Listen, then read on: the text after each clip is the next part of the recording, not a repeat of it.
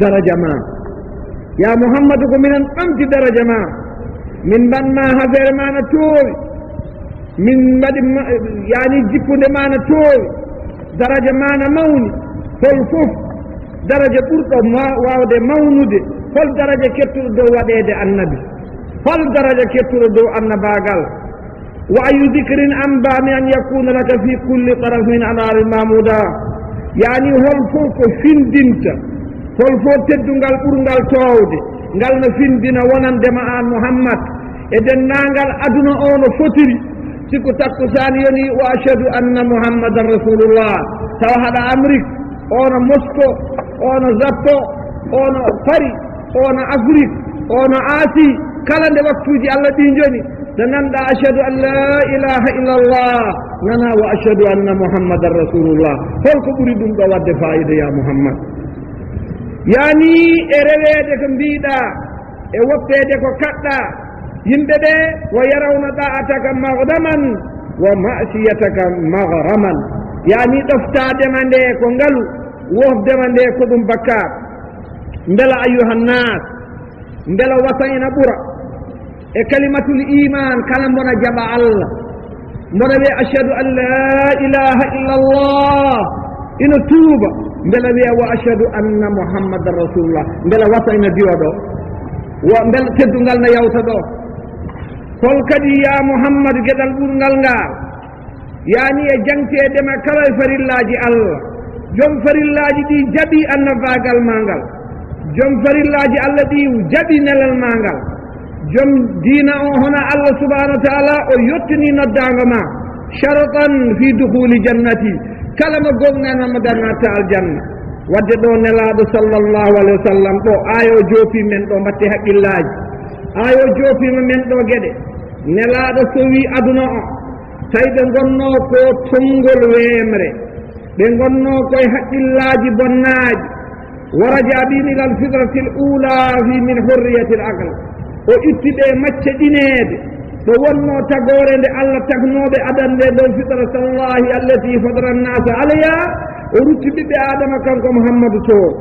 yani ɓe keeɓi haqqillaji maɓɓe ɓe mbawi liggade ɓe keeɓi irada yiddeji maɓɓe ɓe mbawi liggade wal isaba ɓe mbawi memde e gonga oɗo foti won ɓe mbawi andude ko fanditade dewal allah konngol maɓɓe woni gotoro fimde e allah gooto tawi nde ɓe gonno sertuɓe tarayiɗo ɗiɗat koɓe goni laabeje ɗe gasata ubbadu asnamin wa awsanin wa shumusin wa aqmar rewoɓe hundeji e rewoɓe gueɗe e rewɓe nangue e rewoɓe lewru hay goto maɓɓe rewdaka hay golol gotol wala lil wusuli ilal haqqi tariqan lawol ɗo gonga rewata e goto yitani fa azaha anum nelaɗo waɗaniɓe tilkal humma nden ɗon niɓɓere o waɗini ni o itti wa anara lahum tariqa al huda wa rachad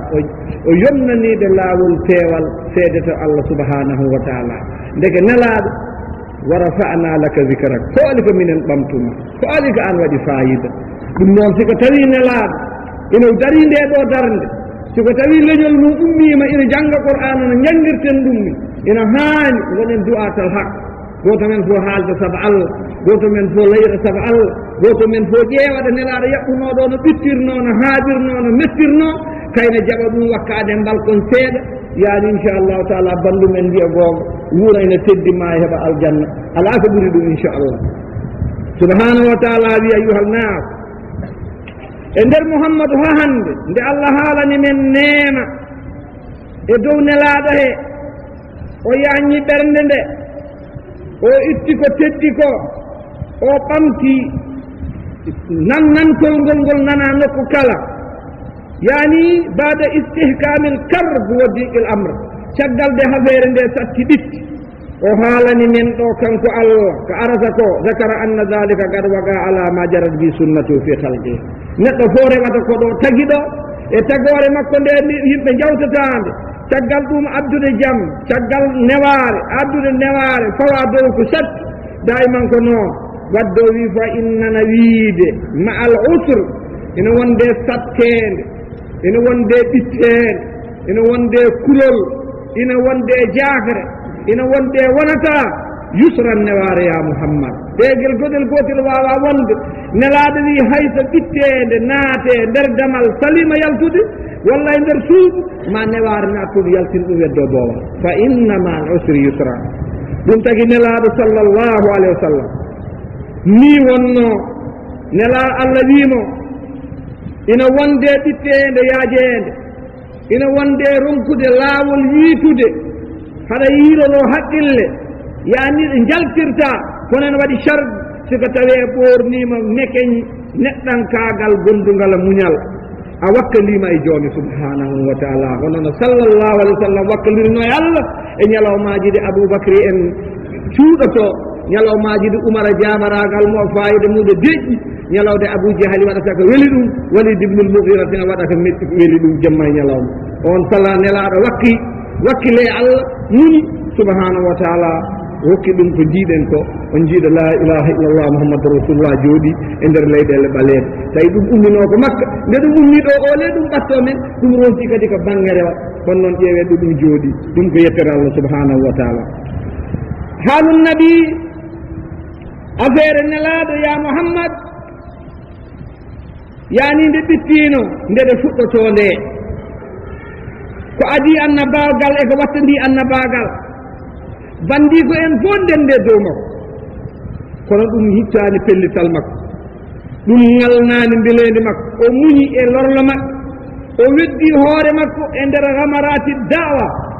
e nder niɗɗendi e nder jaasiji cokkoji ina kaɗa dawa yaade o weddi hoore makko toon wakkile joomiko o hasbati baraji to Allah o wela dendagal ko hawre ngol ɗo laawol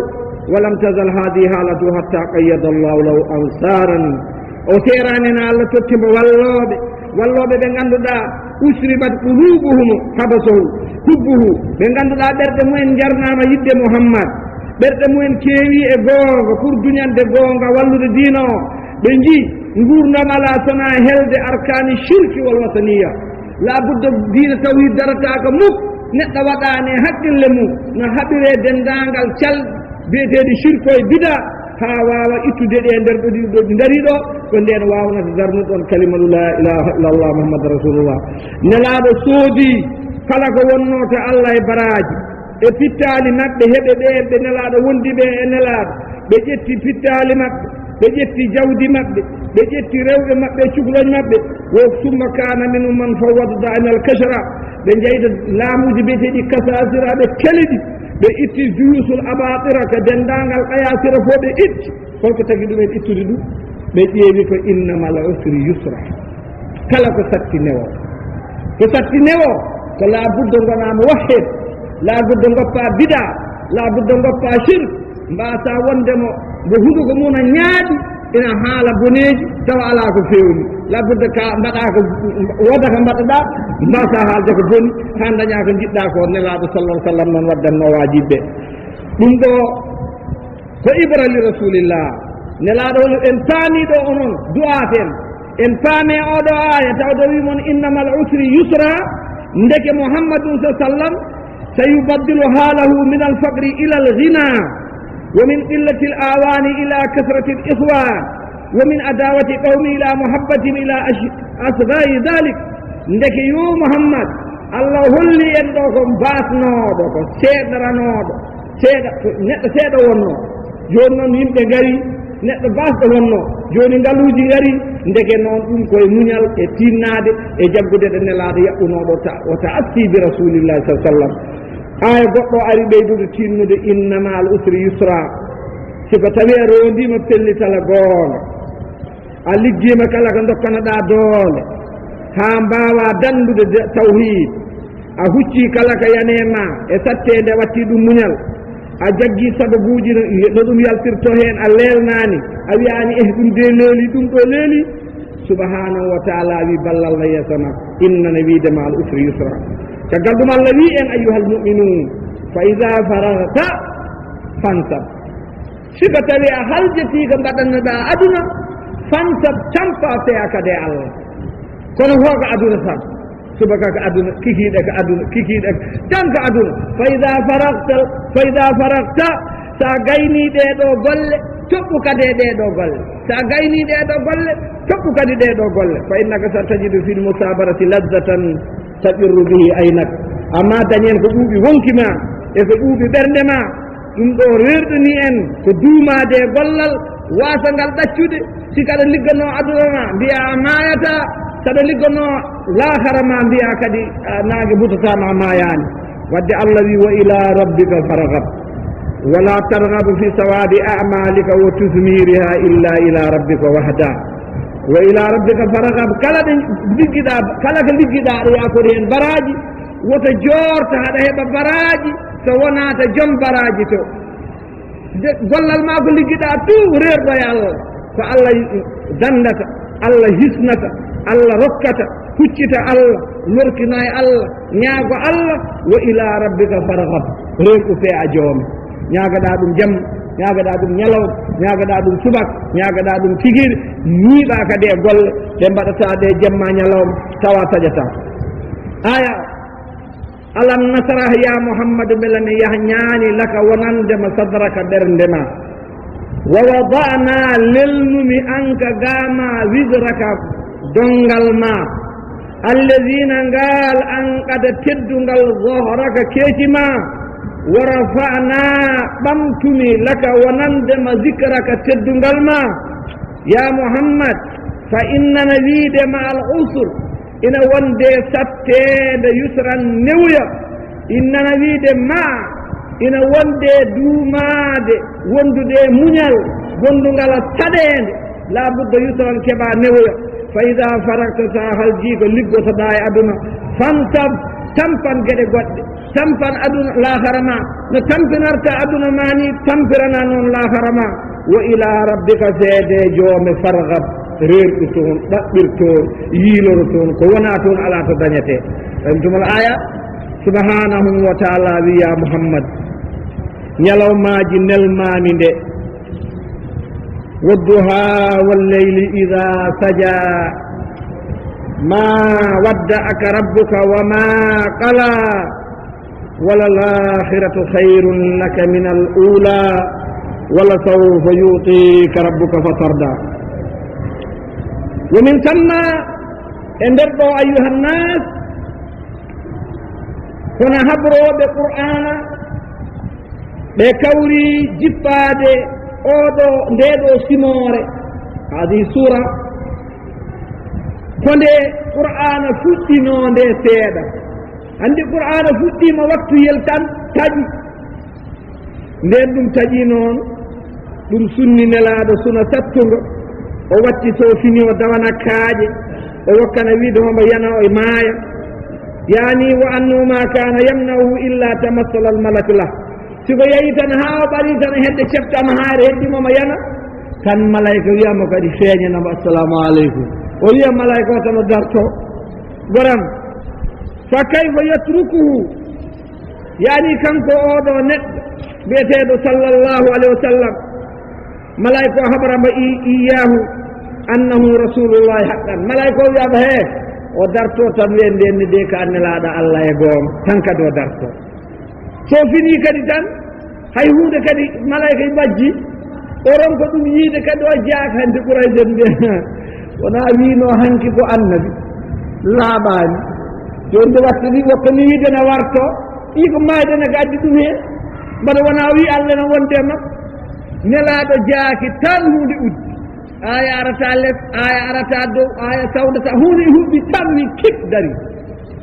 subhanahu wa taala yani innama hasana li hadihi alfatra alkhifa ko huliri o hulani ko yimɓe ɓe layata ko o huli ko mbar joom makko yaltane mbar ala ko waɗe konngol walla e gollal allah yalte makko ɗum woni ko huli kono yimkon kon ko kaalata ko ɗum naatani wonkiji mbaro dañani añede to joomiko caggal ndo meeɗi jokkodirde e allah o yii hakkude joɗgol insi bil wahay kono no wawi way yodde ni ɗeɗo gueɗe goni hanti miijo mouhammadun salawatullahi alayhi wa sallam wa qad kana ya'lamannu bachar la fadlahu ala gayri tawi omo yanana ko neɗɗo ɓuural alanama e dow heddiɓe ɓe tawi wona hono oɗo façon ma allah tottima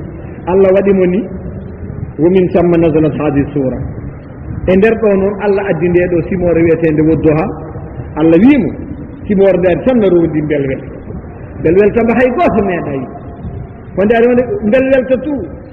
e deñude fittama e heblanade nema Allah wa ka annahu taala yaqulu li rasulihi elle Allah wi nelaɗo ɗo wi ɗum inna min amami alayka bi kada wa kada elle ko ɓuri yodde ko jogormane waɗande lam yakun li yatruka ko mi accatama mutlagan wala yansaka bada an hayya alaka li hamli amanati mi yejjittama abadan caggal nde keblumane ya jognomi nde ɗo hoolare wa adda li ittilai li abai risalati mi heblima pour ha mbawa ƴettude ngal ɗo nela ndeke woto suno eko taƴi ko ɗeɗo balɗe wala yakun fi sadrika harajun mina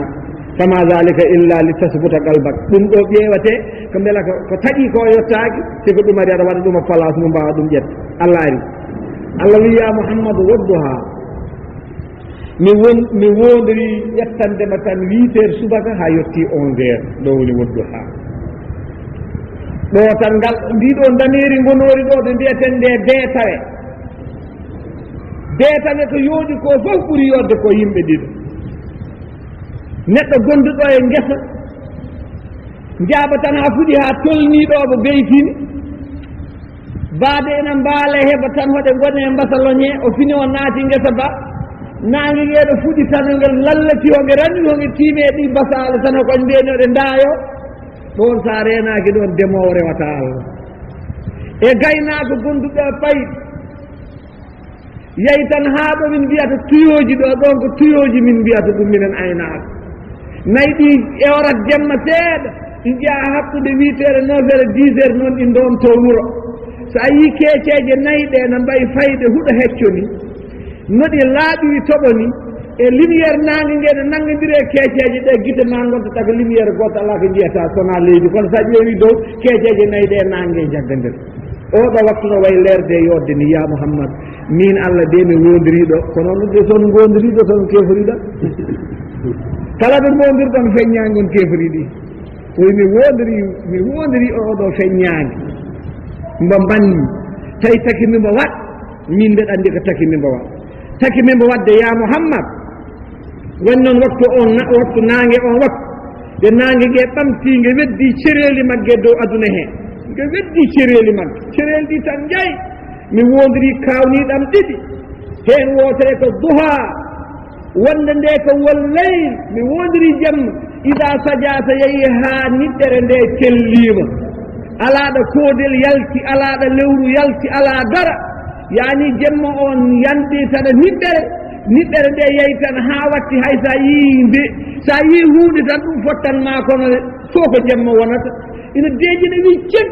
Allah wi oɗo waktu e waktude nangue ngue yetti feññani ɗiɗo ala mandeji ɗiɗe ɗiɗo nemaji ɗiɗi min subhanahu wa taala mi wondiri ɗiɗo ya mouhammad de gondirmiɗi nde ha gaynumi o reftini hen ma wadda aka woppanima ɗaccanima rabbu ko joome wama qala joome añanima ya mouhammad hanto heeɓi garanto gasmi ɗiɗo ɗiɗi fof ko filumaji nawiyanko ɗum ɗon gasata ɓe gandi ka ɗum yawti hanti wonta reftanede ma wadda ata mi woppanima ha yawmal qiyamati wama qala anje yawti ha yawmal qiyamati a woppaka añaka gasa hana yalti hen keddiɗo to noon anti yo ƴewɗo jaggitoyi mouhammadum salawatullahi wa sallam yawti woppede yawti añede tawde nelaɗo kam yawti woppede yawti añede ɗum noon ganda oɗo mouhammad ina jogii garante to joomum garante mo ganduɗa kala ko wi ko Allah wi noon kala ko waɗi ko Allah wi o wat ɗum noon Allah rokkimo kadi ko ɓuɓnata wonkiki ko deññata fittano ndu ko weltintamo wimo walal akhira ñalawma cakkatiɗo hayrun laka yo ɓurane min al ula ñalawma gadiɗo hono yo aduna yo lahara ɓurane aduna ya mouhammad yo lahara ɓurane aduna ko tagi ɗum ko tagi yo lahara ɓurane aduna wa inna ahwalaka fi mustanafi hayatika hayrun laka mimma mada ayi ƴeewa tan ñalawmaji ma ya mouhammad kafeje ma eɗo puɗɗoriɗa gurdam ɗo nelaɗo fuɗɗori gurdam koye jibinede kono noon ɗum ko habere mum toon ko gurdam ibada ɗo ƴettiri rewde Allah ɗo ɗin ñalawmaji fof ñalawmaaji tan ñande Allah waɗi mo rasul waɗi mo nabi toɓɓi ɗon hannde haa ñande Allah ittimo leydi he ɗin ñalawmaaji yo ɓuron mo denndaangal ñalawma menno ñallude e ñalawmaaji gadan ɗi ngara ñalawma jawtunɗi min al ula ñalawmaaji ɗo jibinaande o tawi laata e uzza o tawi manata o tawi bone o tawi hubal ɗiɗo yo ɗiɗo ñalawmaaji woto fittoro ɗum tagi Allah min wo anno kulla yawmin sa tasdadu izzan ila izz subaka fof ma ɓeyda teddungal peya teddungal ñande fof ma ɓamto o ñalawma gadinooɗo ɗum mami rokkuma kana ana yani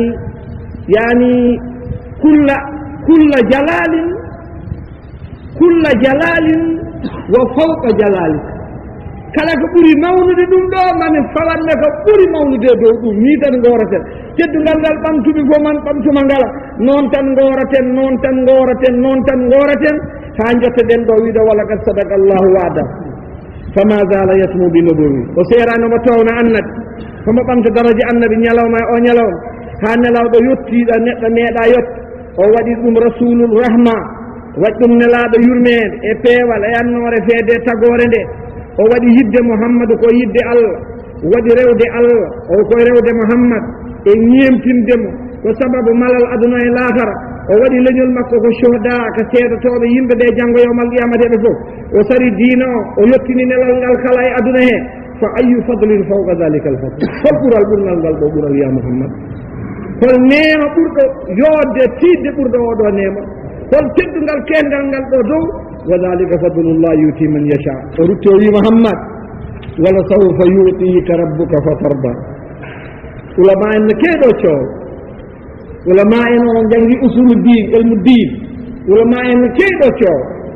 wala sawfa yama joni yutika rokkuma rabbuka joomi fa tarda ha mbeleɗa wonen wiide ina jeeya ko rokkateɗo Abu Lahabi en Abu Talib en yani baadu yani yimɓe makko en ɓe ɓattiɓemo ɓe jibinɓemo ɓe yaay makko en bam makko en Abdoul Moutalib en hawnaki dokke aljanna ɗum noon mataw ko yidde winduɓe ɓe tan kono noon seɗen neɗɗo nelaɗo ne wawi rokkede ko ɓuuri ɗum walla ko haane ɗum kono noon tawi wona ko Allah wino ko no firte Allah wino kala mo sali Mouhamadou Diayga naata Abou Lahabi ne yimo sali Abou Lahabi wiyaani Mouhamadou en jawtani caggi tabbat yada Abi Lahabi joni noon holko wonata goɗɗum toon taw ko yiɗde ko rabbuko tan Abouja e caggi tabbat yada Abou Lahabin ɗan hannde Abou Lahabin yardaka ala wawata won Abou Lahabin hawnaki tan won noon ɗo siko tawi jayngol 100 degré ñande nelaɗo jibintede o rimɗini korgel makko tan garngel bingel mo ngel nelaɗo jibinama o rimɗini ɗum ɓe mbi ɗum ma won tan 90 degré jayngel ngel sappo o uste ɗum Abou Jahal ndo Abou Lahabin ɓe mbi kañumne no moftirno Mouhammadou ni degré o ma yotta tan o naata jaygol ha heɓa ɗo tawa ngadi dina fakka kono ko ɗon wonata yaltata ɗum ne ko nafat ɗum ne ko fewnat on ɗon taksif e on ɗon taksif mo moƴƴani on taksif neɗɗo so yaafama yo yaafe fof kono yaafe ɗum hedde ene wayno joni aɗa rewe million kono a yaafama 70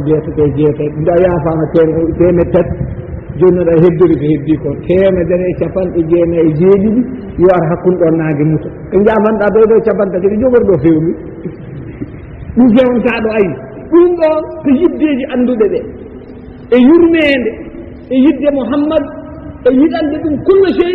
kono noon ko Allah rokkatamo Allah ko rokkimo ko elle sen jolama mbiyen Allah ko rokkimo ko nani Allah rokkimo jibinama makko o tawi heɓe fof ɓe ndew sana mumuji Allah walli mo itti fof Allah wanno tawi ko ɗon ko heferɓe meeɗ Allah itti fof watti juuni o rewe jasira al arab leydi makko ndi o jaɓana duwol ba makko endu yummakko fof gonti julɓe ha laaɓe kefere ala caggal ɗum noon Allah rokkimo goɗɗum diinono ɓafa mo yaari bange rewo mo yaari bange rewo hamba sise guees mo yaari bange worgo mo yaari bange worgo hamba sise guees mo waklati mo yaari funnaange hamba sise guees mo waklati mo yaari hirnaange hamba sise oɗo guees mo dili oɗo guees a mbona Amérique nanga to ɗum noon subhanahu wa ta'ala wi wala sawfa yu'tika rabbuka fatarda wala sawfa onon jannguɓe ɓe fof oɗon gandi no waɗi toon saya waɗi toon sa tan mbiyo sa ina fay wonde sa afalu en sa akulu en mbeɗa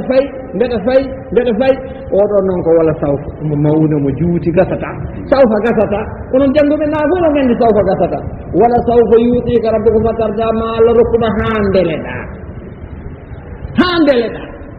oɗo ma ndeleɗa mbo wona seeɗoɓe fof yudahiru rabbuka alayka ni'ama nemaji ɗi ma peeñe dow ma caggal ɗum waya ngo jokkodira peewal wona heen yimɓe ma peewa heen aduna o peewa heen ila ma fi saadatum fi dunia wal akhira diina ma o heede dow diinaji ɗi fof konngol ma ngol hetta konnguɗi ɗi fof affaire ma heeda affaire aduna o fof wiye hannde e less asmane neɗɗo fof caliɗo Allah eɗo kefaragal mu tolni e gandal muɗo tolni banoɗo ɗo monte en wonnoɓe ɗo hanki ono hewɓe mon mawɓe ne gandi tuba goto nde wonno ɗo monte ko ganɗo mustashrik hay goto meeɗa yiide ala fof ko haalani o diino ala fof ko layani rasulullah kono battane ɗe wi ko ashhadu an la ilaha illa allah wa ashhadu anna muhammadan rasulullah hande kanko reeni ata din fi makkatal mukarrama omo wuuro mo jooɗi omo wiye joni mouhammad monte omono jooɗi makka joni ata dinɗo defteje monde entier o gadda ndendinaɗo kay timna hen kala ɗo tawa ina bonni diina o siko tubako windi ɗum o firtat so chinois windi ɗum o firtat so engel windo o firtat so naar windo o firtat o weddo ladde caggal an kana kafiran wo mulhidan wo bandiyan kabiran min mujrimin yani ɗum ɗo ko wala sawfa yuɗika rabbuka fatarda gaske wala sawfa yuɗika rabbuka fatarda ɓurnoɗoma salo rowane tan rowane gotoye communiste en ina jeeya Moscou o woni keefeero ha o nabe e nder keefaragal homo yiɗi windude no bonnirta islam o itta inde Mouhammadou e aduna he to yeyi homo yiiloyo to ko toon o rullina o nanga o naate ashhadu an la ilaha illa allah wa sallamta rasulullah wala sawfa yu'tika rabbuka fatarda kala biyaɗo o ɓuri sala rabbil izzati kala ɓurɗo sal ɗo tan ngal ɗo biyetegal ngal ɗo yete yaani enen jogino ɗo mbirɗo e sénégal jeeya Robert Diouf ɗo tan haftino sikkiro e Maroc yetti yani toon la ilaha illallah muhammadou rasul arti ɗo wiye joni Mamadou Diouf wala sawfa yu'tika rabbuka fatarda ya Muhammad ni tan noon ɓurɗo salade Allah fof ko ni woni noon wala sawfa yu'tika rabbuka fatarda ƴeewa tan dañima won 20 sana qabla tawhide natata sénégal homo suusno layde ɗo tan goɗɗum mo suusno mirtono on jiɗo dari ɗon joni alhamdulillah hoɗon kaala ɗum fi kulli makan Allah ko goto rasul tan rewate Allah ko goto goto fof no bonnira aada yonta nder mumen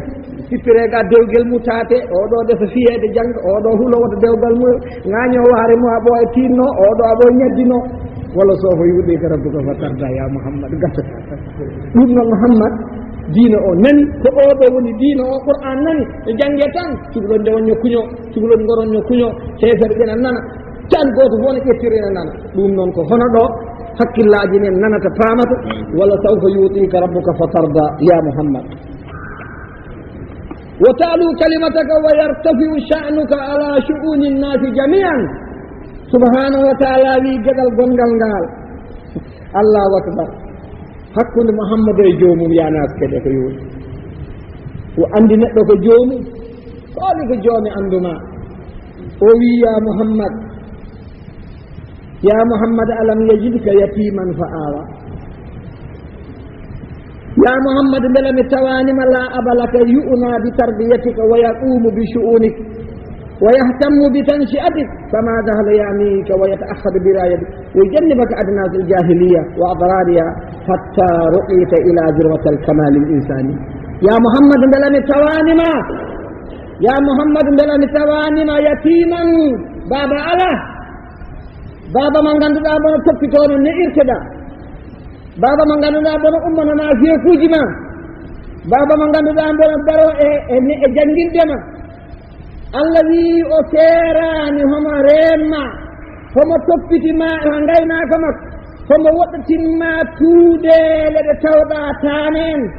e noruji ɗi tawɗa bamma ne mbaɗa o imi sertane ma ha kettuɗa ɓiɓɓe adama fof ɗo alam yajidka yatiman fa awa leyta